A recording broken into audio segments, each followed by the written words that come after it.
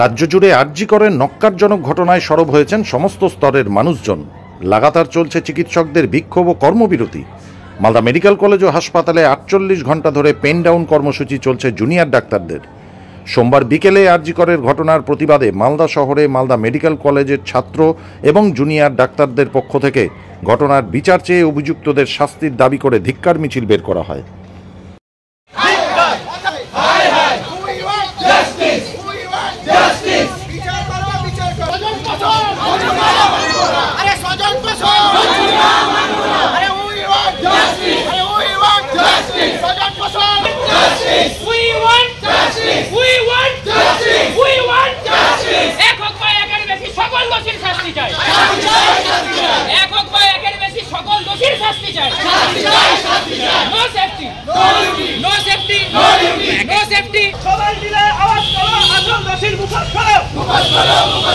বিচার চাই, বিচার করো, বিচার চাই, বিচার করো, আজি করে মাথা ধরো, আজি করে মাথা ধরো। We want justice.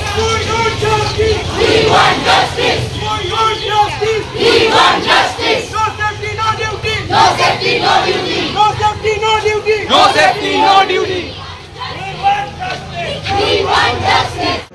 আমরা আজকে একটা র্যালি করছি মালদা মেডিকেল কলেজের সমস্ত স্টুডেন্টস, এসআর, পিজিটি, জুনিয়র রেসিডেন্টের তরফ থেকে।